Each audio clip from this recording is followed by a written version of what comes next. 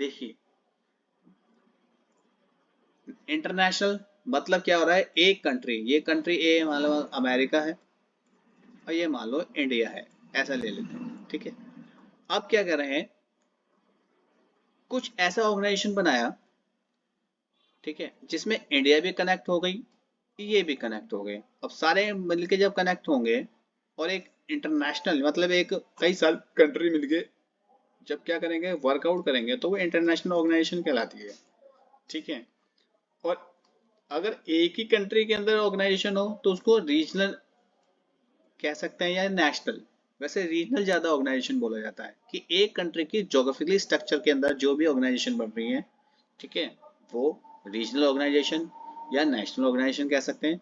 और जब वो ग्लोब लेवल पर कोई चीज बन रही है तो उसको इंटरनेशनल ऑर्गेनाइजेशन बोलते हैं जी, ठीक है।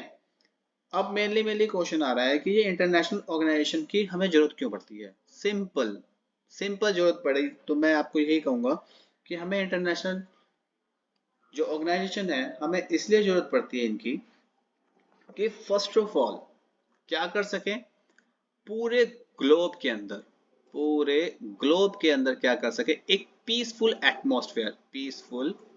एटमॉस्फेयर क्या करें, सेटअप कर सके, ठीक है। सिक्योरिटी को लेकर काम किए जाते हैं, इसलिए इंटरनेशनल ऑर्गेनाइजेशन बनाई जाती है।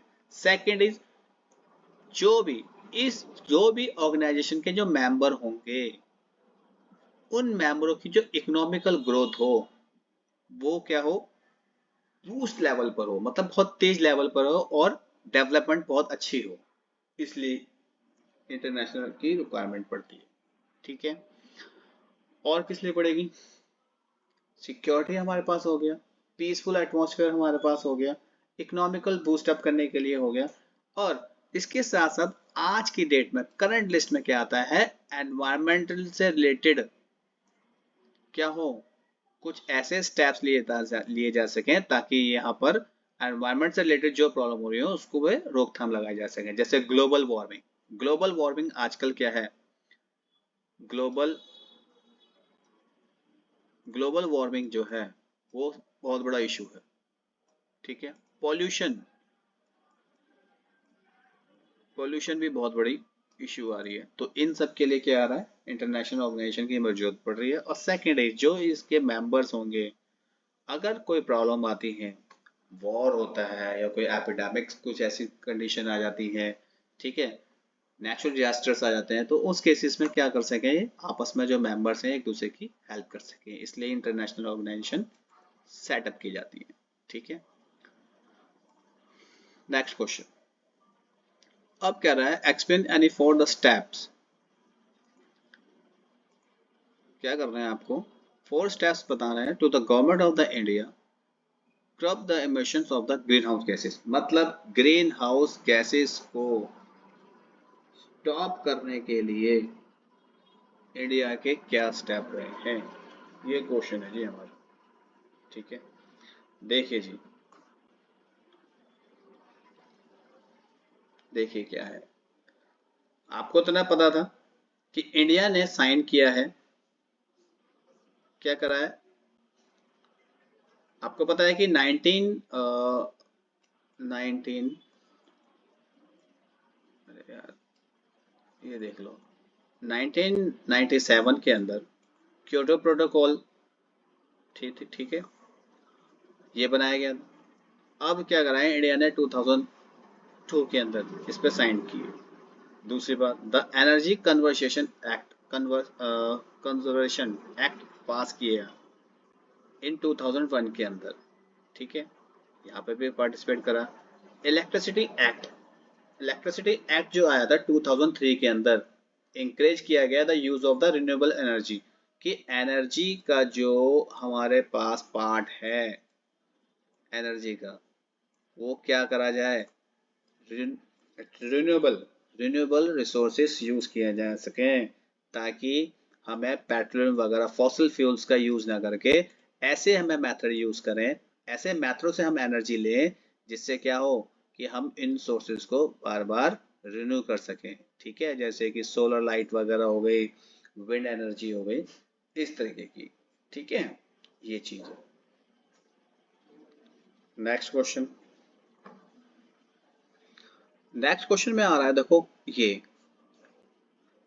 इंपॉर्टेंट क्वेश्चन है, करंट अफेयर टाइप के आते हैं, इसमें से क्वेश्चन बन जाता है। एक मिनट जरा इसको,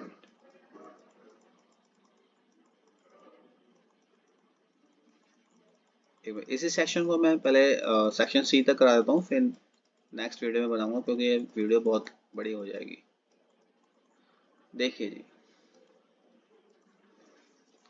सबसे पहले आता है कि एक वर्ड लगा रखा है कॉमन, और एक वर्ड दे रखा है डिफरेंट रिस्पॉन्सिबिलिटीज। ठीक है, और एक वर्ड देखो यहाँ पर, इन 3 वर्डों से हमारा आंसर मिल जाएगा। क्या है ये जी? हमारा है पूरा ग्लोब। ठीक है, ग्लोब में क्या कर रखा है हमने? ग्लोब को पार्ट्स में डिवाइड कर रखा है। एक कर रखा है डेवलप्ड कंट्री और एक कर रखा है डेवलपिंग कंट्री। ठीक है, अब डेवलप्ड कंट्री वो कंट्री है जिन्होंने क्या करा है, टेक्नोलॉजी के बेसिस पर अपनी डेवलपमेंट करी है, अपनी इकोनॉमी को बूस्ट अप करी है। और डेवलपिंग कंट्री वो कंट्री है जो अभी नेचुरल रिसोर्सेज का यूटिलाइज करना सीख रहा है। ठीक है, बट ये पूरा ग्लोब है। अब ग्लोब पर क्या आ रहा है? ग्लोब पे तो भाई सिंपल सिंपल है कि एनवायरनमेंट होगा हम सबका। अब एनवायरनमेंट इनका भी यही है, इनका भी यही है, तो मतलब कॉमन एनवायरनमेंट हो गया ना इन दोनों ग्रुपों का।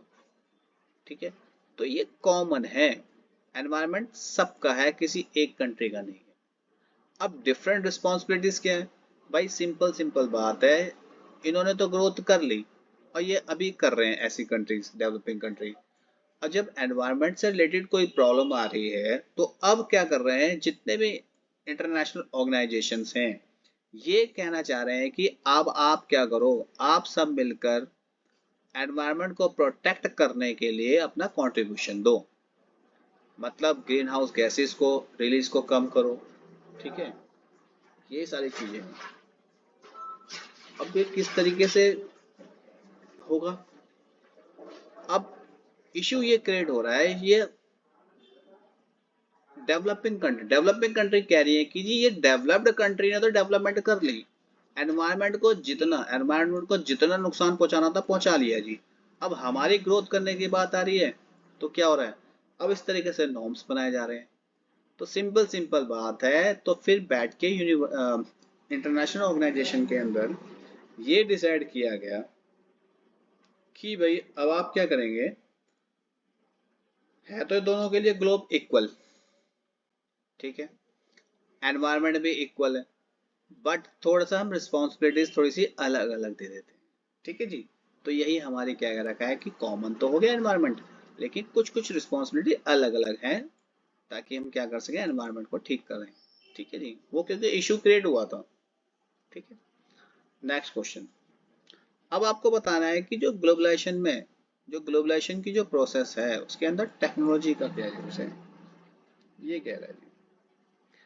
देखिए जी, अब आपको बताता हूँ कि जो ग्लोबलाइजेशन जो हुआ, ग्लोबलाइजेशन का सिंपल सिंपल फंडा है कि एक कंट्री दूसरी कंट्री के साथ कनेक्ट हो रही है जी।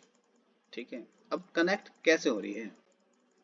कनेक्ट हो रही है जी, अगर हम कंपैरिजन करें, मान लो हमें क्या जाना है, यूरोप जाना है। ठीक है, तो यूरोप अगर पहले की बात करते हैं तो हमारे पास क्या थे, मोड ऑफ ट्रांसपोर्ट ज़्यादा नहीं थे, इतने डेवलप नहीं थे, तो बहुत टाइम लगता था। रेलवे नहीं थी हमारे पास, ठीक है ना, और सारे कई सारी चीज़ें थी जो नहीं थी। ठीक है, जिस वजह से टाइम ज़्यादा लगता था और समस्याएं थी जाने में। लेकिन अब खुद सोचो, अब हमारे पास क्या आ गया, एयरवे आ गए। ठीक है, और कई सारे मोड ऑफ ट्रांसपोर्ट आ गए हैं। इससे क्या हो रहा है, एक जगह पर दूसरी जगह जाने पर आसान हो रहा है, इजी मोड पे चल रहा है। तो इजी मोड पे जाने से क्या होगा, हम जल्दी पहुंच जाएंगे और पहुंच जाएंगे। तो जब एक कंट्री का सिटीजन दूसरी कंट्री के पास जाएगा और इजीली पहुंच जाए, तो बताओ ग्लोबलाइजेशन और आसान होगा नहीं होगा? होगा, ग्लोबलाइजेशन और आसान होगा। मान लो एक कंट्री है, मैं कहता हूँ कि अगर हम वर्ल्ड मैप में भी देखें तो समझ लो ये अमेरिका है। ठीक है, और यह ऑस्ट्रेलिया है। ठीक है, अब देखिए बिल्कुल अलग अलग ही होते हैं जी। अब यहाँ जाने में टाइम भी बहुत लगता था। ठीक है। अब यहाँ का अमेरिका का कोई अगर ऑस्ट्रेलिया में आना चाहे तो आ सकता है ना, और ऑस्ट्रेलिया का कोई जाना चाहे अमेरिका में तो जा सकता है। तो किसकी वजह से हो रहा है ये? मोड ऑफ ट्रांसपोर्ट की वजह से हुआ नहीं हुआ? और ये किसका पार्ट है ये टेक्नोलॉजी का पार्ट है या नहीं है? ये बताओ। तो ग्लोबलाइजेशन हुई नहीं हुई? इजी। सेकंड, अब ये इनको यहाँ नहीं आना, ठीक है। अब हम बात करते हैं कि वो क्या बैठ रहा है, घर पे बैठ के बात करना चाह रहा है, तो क्या कर रहा है? फोन्स, ठीक है। कॉल करेगा, कॉल कर रहा है जी, ठीक है। और कॉल से क्या हो रहा है? कनेक्ट हो गया इससे। तो ये एक ग्लोबलाइजेशन हुआ नहीं हुआ? मतलब उसको अपना, मान लो अमेरिकन को उसका कोई रिलेटिव है, वो ऑस्ट्रेलिया में रहता है, उसको कॉल करके कोई इन्फॉर्मेशन देनी है, तो कॉल करके इन्फॉर्मेशन दे देगा नहीं दे देगा? तो ये आइडियोलॉजी दी नहीं दी उसने, ठीक है। तो ये क्या हो गया? ग्लोबलाइजेशन हो रहा ही नहीं हो रहा इससे। तो कंट्रीब्यूशन दिया नहीं दिया ग्लोबलाइजेशन है। और ऐसे कई सारे एग्जाम्पल है, ठीक है। सोशल मीडिया हो गया, ठीक है, और आपका इंटरनेट हो गया, फोन्स हो गया, आपके मोड ऑफ ट्रांसपोर्ट हो गया आपके, इन सब ने क्या करा है? ग्लोबलाइजेशन को इजी करा है, ठीक है। अभी इस वीडियो में सेक्शन 3 तक करा रहा हूँ, बाकी नेक्स्ट वीडियो में देता हूँ आपको। Okay, thank you.